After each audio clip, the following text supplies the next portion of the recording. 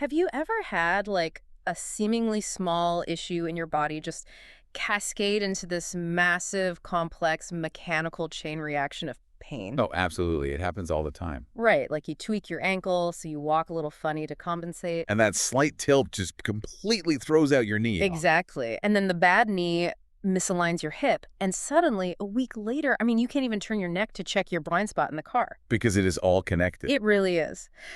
Today, we are looking at a highly specific but surprisingly common anatomical domino effect that deeply impacts women's lives. And, it often happens entirely in secret. It is a remarkable chain of events, really. I mean, fundamentally, this is a story about how the human body heals itself Yeah. and how things occasionally get, well, completely stuck in that process. Yeah. But also the fascinating ways modern medicine has actually learned to untangle the knot. So our mission for this deep dive is to explore how clinicians manage a very specific and honestly very painful condition called deep dyspareunia. Right, which is deep pelvic pain during intercourse. Yes. And the specific mechanical chain reaction we are looking at today is caused by a retroverted uterus colliding with pelvic floor scar tissue, typically after a cesarean section. The terminology sounds highly technical at first glance, Oh, for sure. but the underlying mechanics are surprisingly intuitive once you map them out. Mm. We are basically dealing with basic physics here, tension, collision, and anatomical real estate. So let's map out the anatomy of that collision, drawing from the medical journals and physio guidelines we're using as sources today. Okay, let's do it. If you picture a normal aneverted uterus, it's usually leaning forward, resting quite happily on the bladder, pointing towards the belly. Mm-hmm. But for about a quarter of women, the uterus is retroverted, tipped backward, pointing toward the spine and the rectum, which is totally normal, right? Completely normal. It's just an anatomical quirk, kind of like being left-handed or having dimples. Right. For the vast majority of those women, that backward tilt is just a harmless variation. A naturally retroverted uterus is mobile. It moves around. Exactly. The pelvic organs aren't rigidly bolted into place, right? They float and slide against one another. So if there's pressure, the uterus just swings out of the way. But here's where it gets really interesting. Because if that backward tilted uterus loses its mobility, it creates a trap. It really does. Imagine the uterus is a heavy pendulum or even like a bumper car. During deep penetration, the partner's penis can actually strike the cervix. Right. And if the uterus is already leaning backward, that physical strike pushes it even further back. And sitting right behind the uterus is this highly sensitive alarm system. The sacral nerve plexus. Right, the sacral nerve. It's this dense, intricate web of nerves branching directly out of the spinal cord right through the tailbone. It is a massive junction box for the entire lower body. So you have a solid muscular organ being forcefully driven like a battering ram into that delicate neural web. Which is incredibly painful. I mean, any pressure on a nerve plexus causes distress. Yeah. But a repetitive, concussive force during intimacy, that causes an intense, deep radiating pain. It echoes deep inside the vagina, the pelvis, and the lower abdomen. The descriptions from patients in the clinical data are just incredibly distressing. They often describe it as feeling like a visceral internal organ is literally being bruised or hit over and over. It's awful. But I mean, if a retroverted uterus is a natural variation and it's normally supposed to just swing safely out of the way, something has to happen to turn it into that rigid battering ram, right? Right. A physical tethering has to occur. The uterus loses its natural glide. Okay, so what freezes it? Well, the primary culprit for freezing the uterus in that dangerous backward posture is the formation of scar tissue. Okay. Specifically an invisible web of adhesions that frequently form after a C-section. A cesarean section is major abdominal surgery. I feel like we tend to gloss over that because the procedure is so common. Oh, absolutely. And the focus is always on the baby. Right. Exactly. Everybody's just looking at the baby. But to deliver a baby surgically, a doctor has to cut through roughly 7 distinct layers of human tissue. It's a lot of layers. They're going through skin, fat, multiple layers of muscle fascia, the abdominal muscles, the peritoneum, and finally the thick muscular wall of the uterus itself. And when the body senses that level of severe structural trauma, it does not casually heal. It mounts a biological emergency response. It panics. Pretty much. Or The immune system floods the area with fibroblasts, which rapidly produce collagen fibers. Think of collagen as a heavy-duty biological glue. okay. It's designed to knit all those severed layers back together before an infection can set in. The priority is speed, not neatness. So instead of weaving a perfectly aligned repair, the body just dumps the glue everywhere. Exactly. And because of that chaotic repair process, those collagen fibers get crossed over. Yeah. They fuse layers of tissue together that are naturally supposed to glide smoothly past one another. Okay, I see. We call these internal disorganized bands of scar tissue adhesions. And it blew my mind to read in the sources that 74% of women who undergo a C-section are found to have pelvic adhesions during a subsequent surgery. It's a staggering number. 74%. That is a massive, overwhelming majority of patients who are left with internal scar tissue. And those adhesions are active, living tissue. Over months or even decades, those bands of collagen thicken, they dry out, and they contract. So they get tighter. Yeah, they act like internal superglue. A band of this tissue can snag the top of the uterus, slowly pull it backward into a retroverted position, and just anchor it to the abdominal wall or the bowel. Wow. It creates a constant, tight, internal pulling sensation. So when the cervix is bumped, the uterus is too rigidly bound to swing away. It just takes the hit. Exactly. It absorbs the kinetic energy and transfers it straight into those sacral nerves. Wait, I have to stop and point out a massive blind spot here. Because based on this data, a person could be suffering from severe debilitating pelvic pain for years. She goes to her doctor, explains the pain. The doctor orders a standard pelvic ultrasound or an MRI, and the scan comes back completely clear. What's fascinating here is the limitation of our technology. Adhesions are incredibly dense bands of collagen, but they have a similar density and wire content to the surrounding soft tissues. So the machines can't see them. Right. Sound waves from an ultrasound pass right through them without bouncing back to create a distinct image.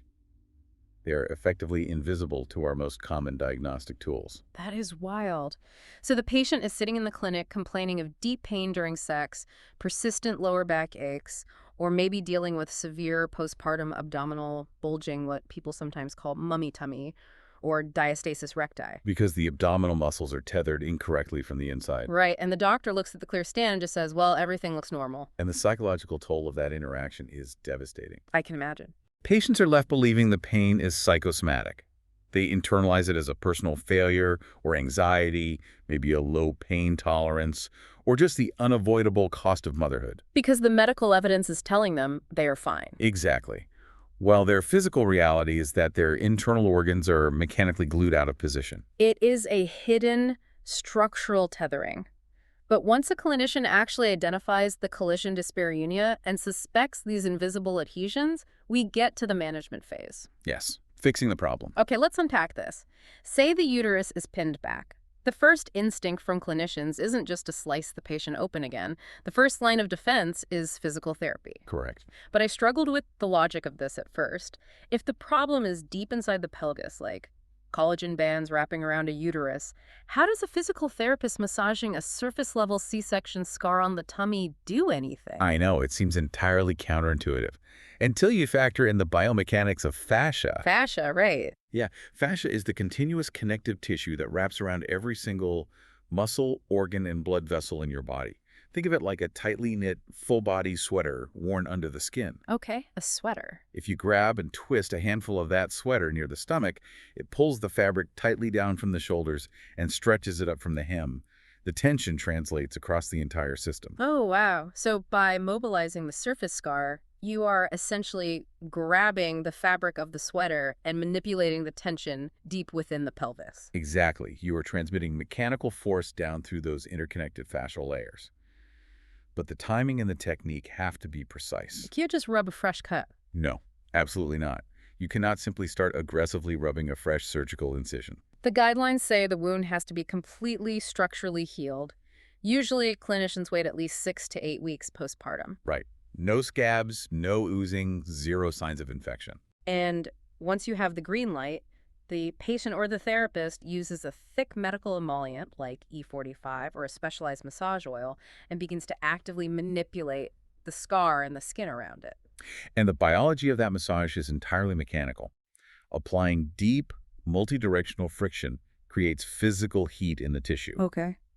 And it simultaneously triggers a localized inflammatory response that brings fresh blood flow to the area. Because when collagen heats up and becomes saturated with fresh blood, its molecular structure actually becomes more elastic and pliable, right? Yes, The physical force of the therapist's hands actually breaks the microscopic cross-links of those haphazard collagen fibers. You're literally warming up the biological superglue and forcing the fibers to uncross and realign in the proper direction of the muscle. It's incredible. Layer by layer, session by session, you are ungluing the internal tissues.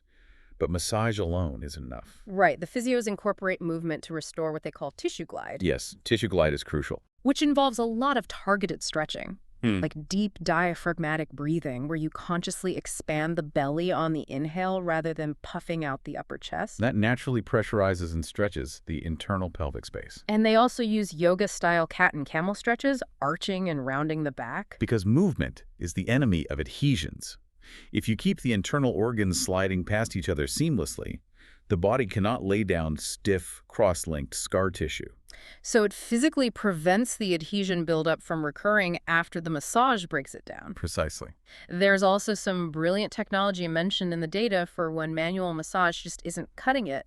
Devices like the LymphaTouch. Oh, yes, the negative pressure devices. Yeah, instead of a therapist pushing down into the tissue, this device uses negative pressure. It's essentially a highly controlled, pulsating suction cup. The mechanics of negative pressure are incredibly useful for scar tissue. When you press down, you're compressing layers of tissue together. But when you apply negative pressure, you physically lift the skin and the superficial fascial layers away from the deeper muscle layers. You are creating microscopic vertical space. Exactly. It pulls the layers apart, snapping those tiny adhesive fibers. And it creates room for lymphatic fluid to drain. Because from what I read, when tissue is tightly glued together, fluid gets trapped, causing chronic swelling and inflammation, which just makes the pain worse. Right, so negative pressure restores the interstitial space so the body's natural plumbing can flush out the inflammation. That makes total sense. And we also have to consider hormonal management, particularly for older postmenopausal women suffering from this collision pain. Yes, that's a very important demographic to discuss. In those cases, clinicians often prescribe vaginal estrogen.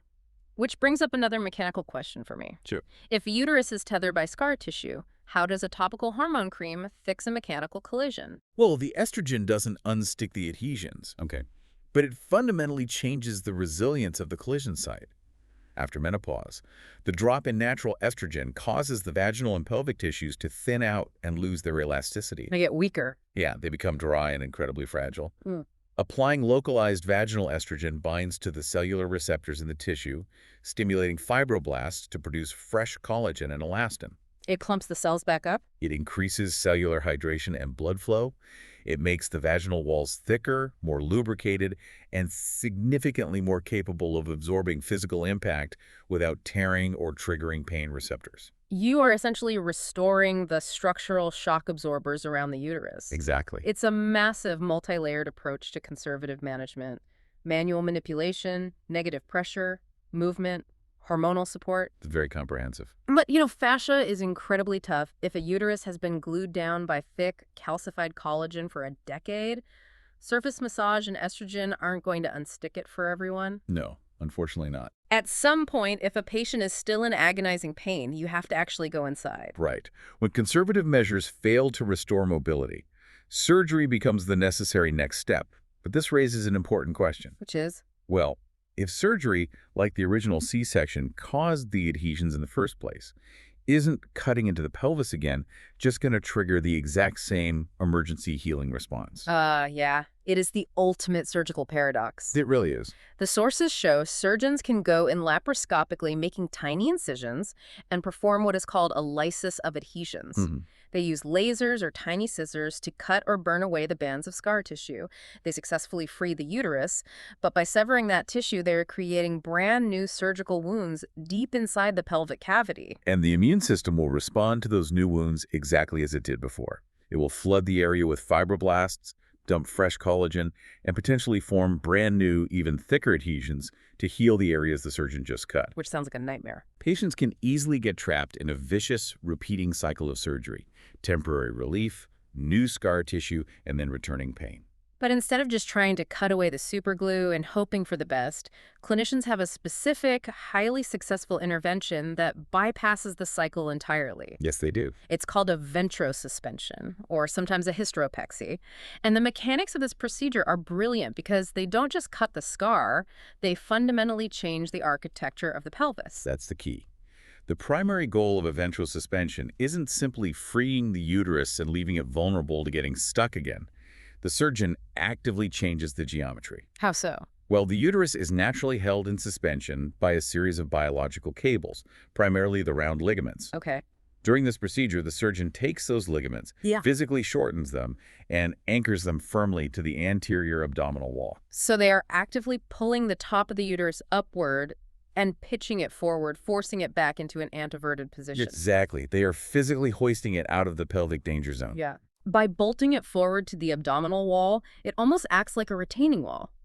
Even if the body panics and tries to form new adhesions from the surgery, the uterus is locked completely out of reach of the sacral nerves. You are permanently neutralizing the collision. The penis can no longer strike the cervix and drive the entire organ backward into the nerve plexus because the uterus is anchored safely forward. Wow. The kinetic energy has nowhere to go but safely into the flexible abdominal wall. And the clinical outcomes for this are just phenomenal. The data shows a greater than 90% success rate for entirely resolving collision dyspareunia using ventrosuspension. That 90% is a life-changing statistic for these patients. But, it comes with a strict clinical caveat. Right. That success rate relies on flawless diagnostic screening. A surgeon must meticulously rule out systemic conditions before operating. Because if a patient's deep pelvic pain is actually being caused by active, widespread endometriosis, or an untreated pelvic inflammatory infection, or massive uterine fibroids, simply shortening the ligaments and moving the uterus forward isn't going to stop the pain. Exactly. Because ventrosuspension fixes a mechanical problem. It doesn't cure a systemic disease. Right. If the surrounding tissue is actively inflamed from endometriosis, pulling the uterus forward might just stretch the inflamed tissue and cause different pain. But if those systemic issues are ruled out, and the pain is purely a mechanical collision caused by structural tethering, boom, over 90% success. If we connect this to the bigger picture, the profound takeaway here is the demystification of women's pain. Yes, absolutely. For generations, patients have been subtly or even explicitly told that severe pain after childbirth is just their new normal. Yeah, that they just have to live with it. That their bodies are permanently altered and they simply have to endure painful intimacy as a consequence of motherhood. But this condition is not a vague, generalized suffering. No, it's not. It is a precise, identifiable mechanical collision. And modern medicine has developed precise mechanical tools to fix it. So to bring it all together for you listening, we started with a routine C-section, an incredibly common surgery that can unknowingly leave behind a hidden, sprawling web of internal scar tissue. And over time, that biological glue acts like an anchor, snagging the uterus and dragging it backward. Then, when that retroverted uterus is bumped, it acts like a battering ram crashing directly into the highly sensitive sacral nerve junction. But the body's architecture can be repaired through targeted deep tissue massage that physically melts and realigns haphazard collagen. Through negative pressure therapies that unstick fascial layers. And when necessary, through clever surgical suspensions that physically hoist the uterus out of harm's way, clinicians can untangle that invisible web and restore pain-free function. So what does this all mean? It means if you or someone you know is experiencing this kind of deep concussive pain, it is not in your head. It really isn't. It is not anxiety. It is a structural issue that can be diagnosed and resolved. You have the right to ask questions, to push past a perfectly clear ultrasound scan, and to seek out a pelvic health specialist who actually understands the invisible tethering of adhesions. And exploring the mechanics of this hidden scar tissue leaves us with a rather profound thought to consider. Yeah. We now know that these severe, debilitating bands of collagen are entirely invisible on standard X-rays and ultrasounds. Right. We know they are strong enough to completely alter the position and function of major pelvic organs. So if we look beyond just the pelvis, how many other unexplained chronic pains, mysterious digestive blockages, or sudden inexplicable joint mobility problems in the general population are actually just invisible webs of internal scar tissue? Silently pulling the body's architecture out of place. Exactly, just waiting to be found. A completely hidden architecture of pain, secretly pulling the strings. That is absolutely something to think about.